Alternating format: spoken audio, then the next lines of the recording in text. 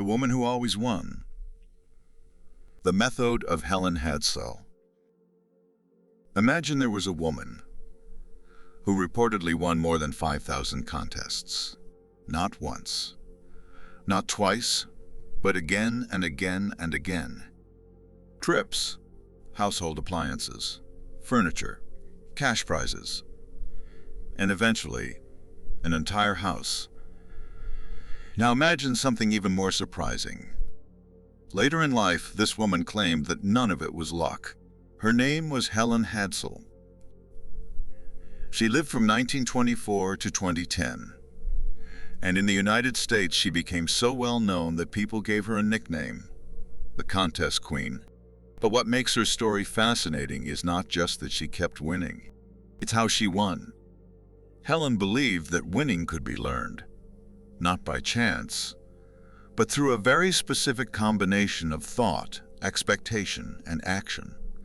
A certain way of thinking, a certain way of seeing, and an ability to expect the outcome internally, before it had even happened.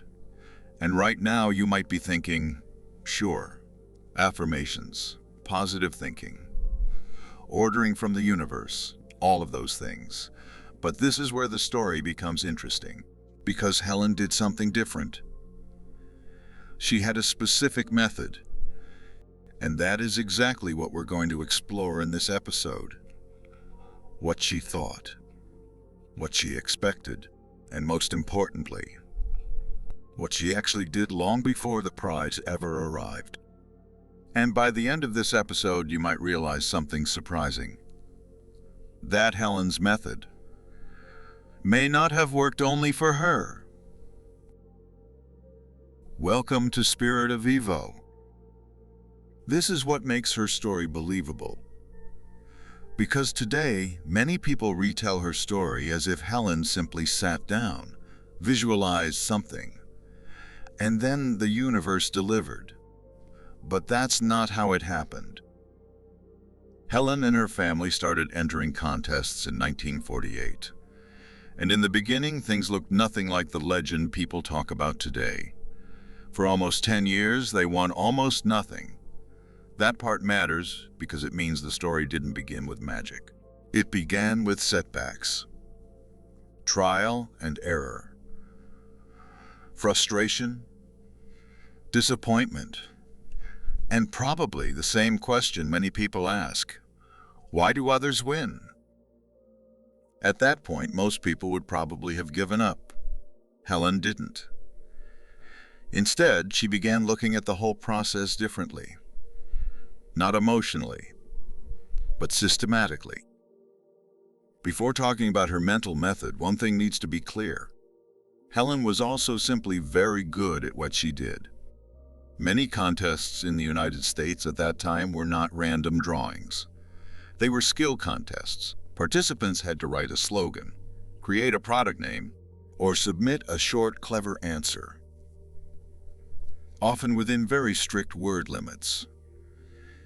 In other words, writing skill mattered. Helen even took a correspondence course in contest writing. There she learned what judges were looking for. Not boring standard phrases, not what everyone else was writing, but something different. Clear language, wordplay, originality, and humor. Helen later said that humor probably won her more contests than anything else. Her husband Pat also helped with many entries. So it's important to see the full picture. Helen wasn't just a woman with spiritual ideas. She was disciplined. She studied. She practiced her craft. She understood the rules of the game. That was the practical side of her story. But that alone doesn't explain why people are still talking about her today.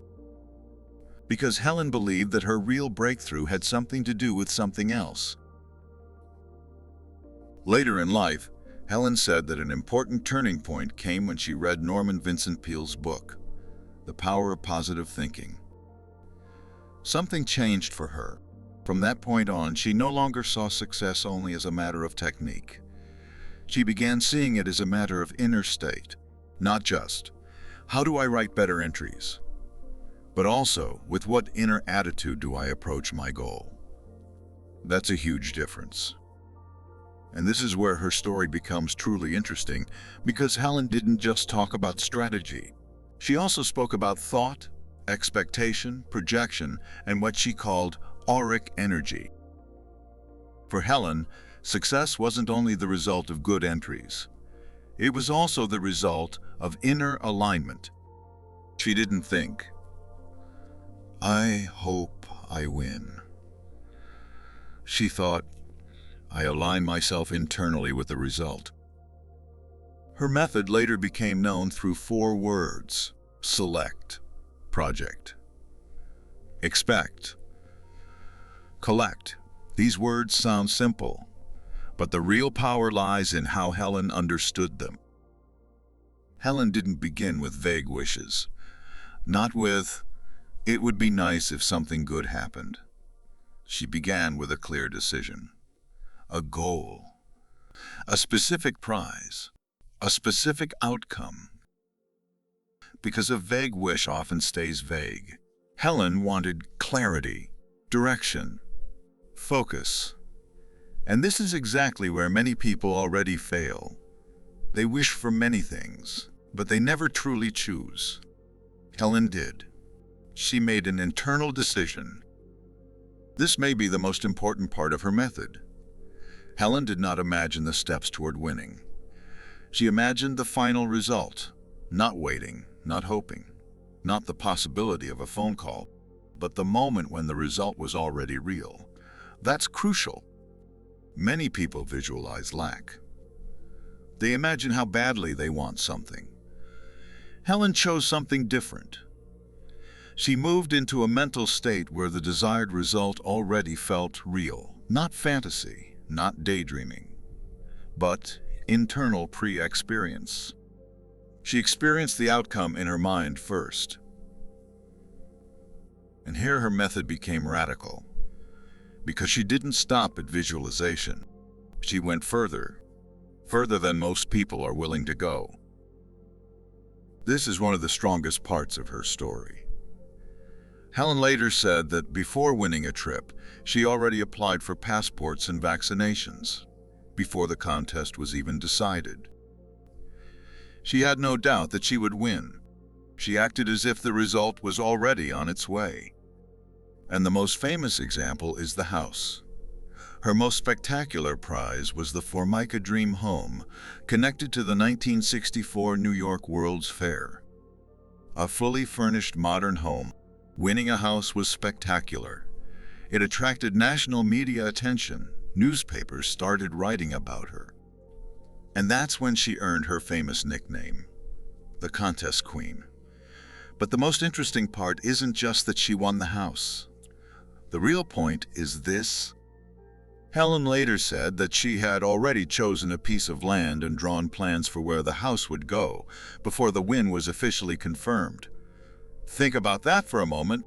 For Helen, the house was already real. She simply had to take care of a few practical details. That is not just positive thinking. That is a very concrete form of mental and physical preparation.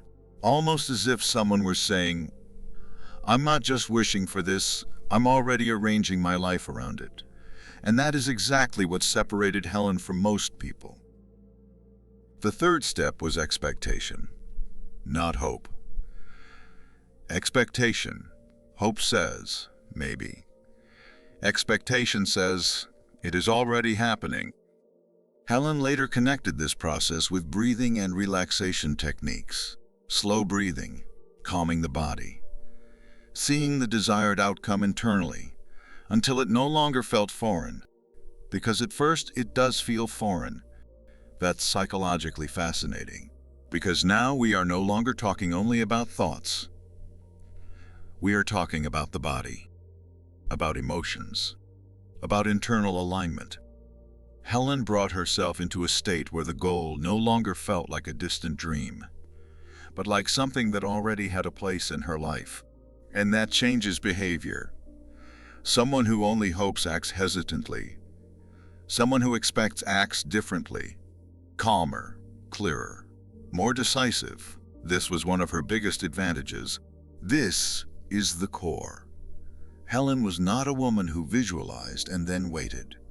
Her later explanations of the method made one thing very clear. Something must also happen in the physical world, not just in the mind. And that's exactly what Helen did. She didn't just visualize the trip. She got the passport. She didn't just visualize the house. She selected land and drew plans. She didn't just dream about the prize. She prepared for it. She behaved as if the desired result was not just an idea, but an approaching reality. And that is why her method is much stronger than what today is often sold as manifestation. Helen didn't say, "Wish and wait." She said, "Choose, see the result. Expect it internally, and behave in a way that shows your entire system that you mean it."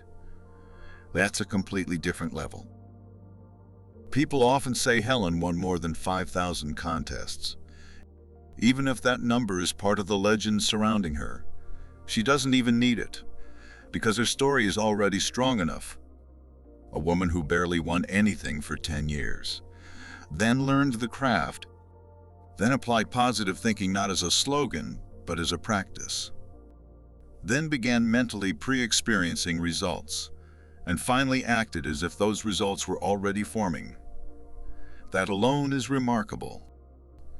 And that's where the real power of her story lies, not in whether she performed magic, but in whether she understood something most people never truly implement. A goal only gains power when thought, emotion, and action move in the same direction. And that is where the connection to the universe begins. So what can we learn from this? A person becomes strongest when they choose clearly, see the result internally, accept it emotionally, and prepare for it in practical ways. Not just asking, "What do I want?" but also asking, "How would I think, feel, and act today if I truly believed this was possible?" That is why Helen's story is more than just a curious tale about contests.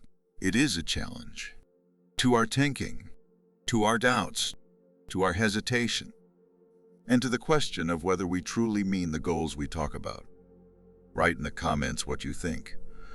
Was Helen Hadsell an example of manifestation, mental programming, or simply extraordinary discipline, strategy, and clarity, or maybe both?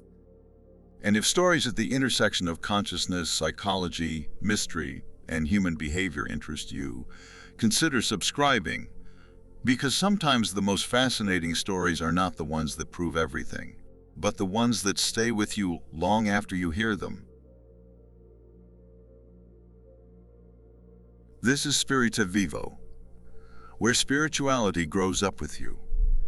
If this conversation met you where you are tonight, I'm grateful you're here. Take care of yourself, and I'll see you in the next episode.